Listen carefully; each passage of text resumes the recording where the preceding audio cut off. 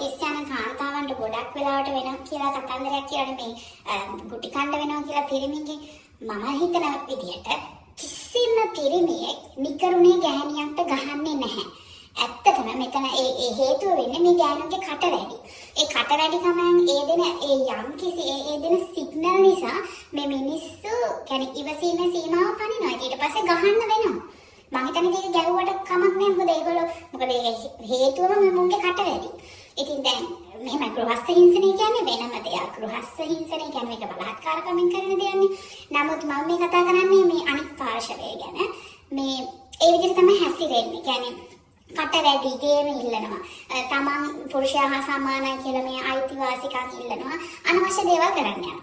ඊට පස්සේ ඉතින් මේ අනවශ්‍ය ඒ සිග්නල් නිසාම ගුටි කන්න සිද්ධ වෙනවා. ඉතින් මම හිතන්නේ මිනිස්සේ ගැහණියට ගහනවා කියන එක ගැටලුවක් කියලා. මොකද ඒ තැනට ඒ මිනිහව පත් කරනවා. ඒ මිනිස්සු ඉවසලා බැරිම තැන මේ සිග්නල් හම්බෙනකොට නෙලනවා. ඉතින් ඒක කරන්න යන්නේ නැහැ. ඉතින් ඒක මේ අරක මේ ගෑනු අය මේ ගුටි කාලා යම්කිසි ආත්ම තෘප්තියක් ලබනවා. ඉතින් දැන් නිහඬ කෙනෙක්ට ඔය ගුටි කන්න වෙන්නේ නැහැ නේ. ඔයා ඕන තරම් හොයලා බලන්න කට නැති ගෑනු ගුටි කන්නේ නැහැ. කට තියෙන ගෑනියම තමයි අන්තිමට ගුටි කාලා තියෙන්නේ. ඉතින් මේක තමයි සිග්නල් එක. ඉතින් මේකයි ඉතින් අද සමාජයේ තත්වය.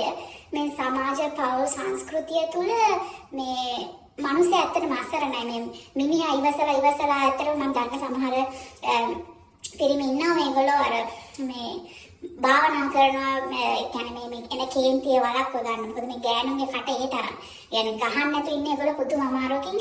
හැබැයි බැරිම තැන ගහන්න වෙනවා. ඉතින් මේක තමයි ස්වභාවය. මම හිතන්නේ මේ කාන්තාවන් මීට වැඩිය පරිස්සම් වෙන්න ඕනේ, කට අඩු කර ගන්න ඕනේ, පඬිතකම් අඩු කර ගන්න ඕනේ.